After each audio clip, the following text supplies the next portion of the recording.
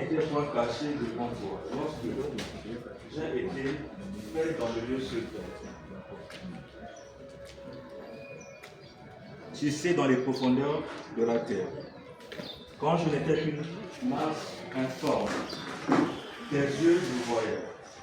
Et sur ton livre étaient tous inscrits des jours qui m'étaient destinés, avant qu'aucun d'eux n'existe. Lorsque la sœur Marie-France a parlé, elle a touché un sujet assez délicat. Elle a parlé de la dépression dans l'église, de la peur qui entre souvent dans la vie des enfants de Dieu.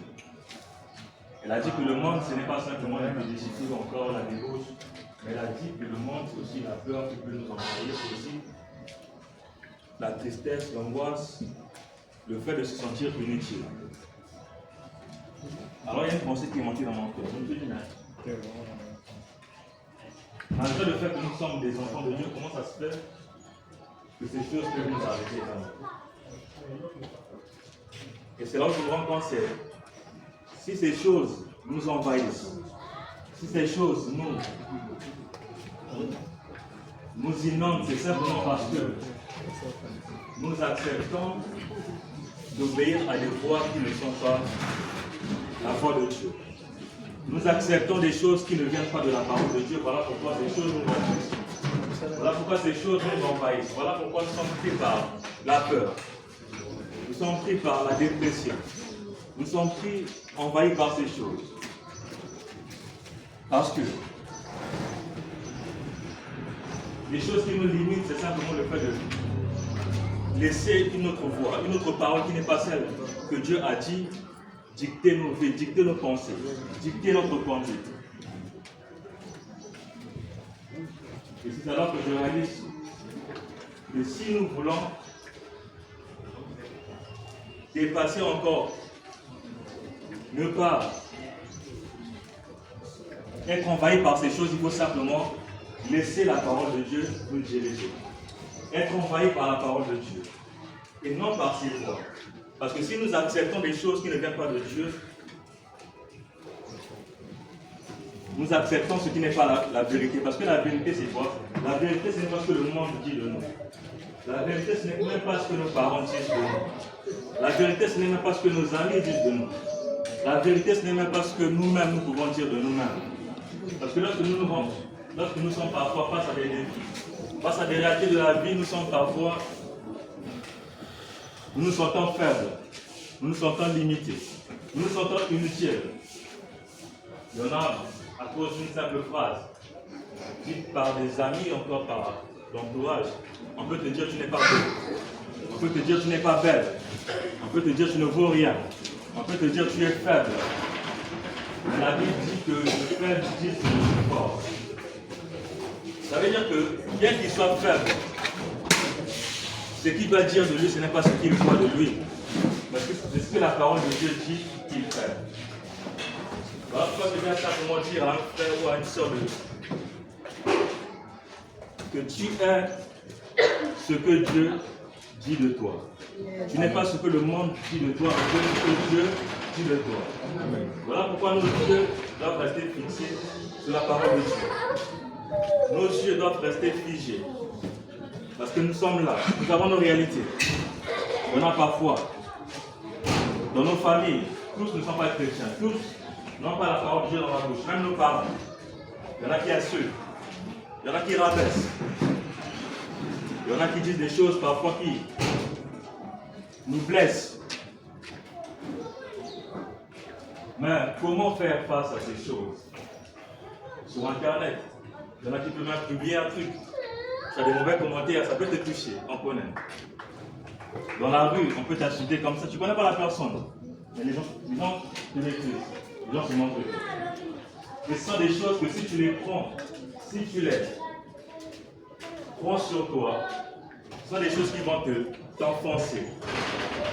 Alors comment faire?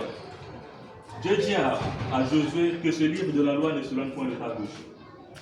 Ça veut dire que le seul moyen pour nous d'avoir du succès sur ces choses, c'est de garder la parole de Dieu dans nos bouches. Mais comment faire pour garder cette parole dans nos bouches? La seule manière de garder cette parole dans nos bouches, c'est d'avoir cette parole dans nos cœurs. Parce que la Bible dit que c'est de l'abondance du cœur que la bouche parle.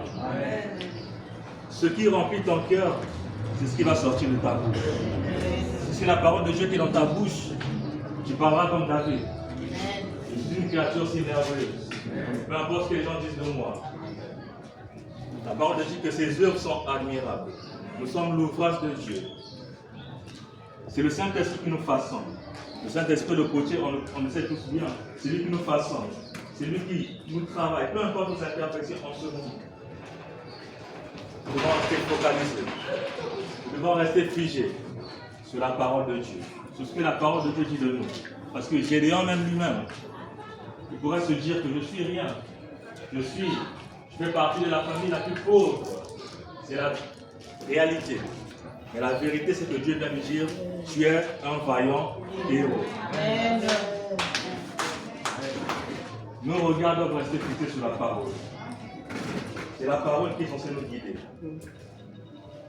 Cette parole, c'est elle la vérité. Lorsque nous voyons. Voilà pourquoi.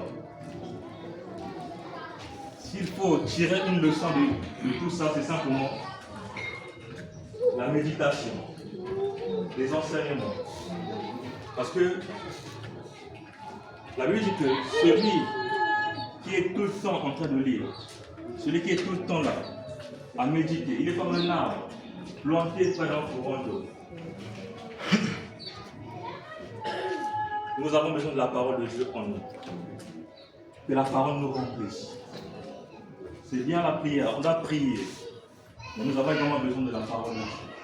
J'aime ce qu'on nous disait lorsqu'on était aux affermissements, on nous disait qu'à Bethanie, on a deux choses qu'on a besoin de nous. Quand nous incite à faire, c'est prier et avoir la parole de Dieu. La prière et la parole de Dieu. Parce que la parole de Dieu est un pilier qui va nous soutenir. Qui va nous soutenir. Parce qu'on sait tous que Jésus, lorsqu'il a été tenté,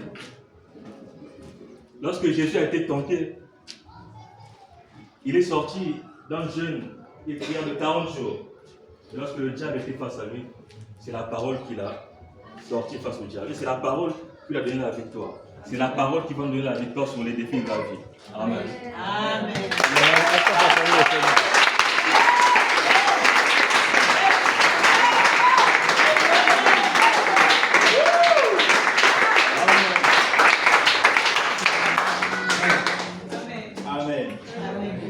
Quelque chose de fort, je ne sais pas si quelqu'un a compris ça. Avant que ça ne sorte de la bouche, ça doit provenir d'où? Amen.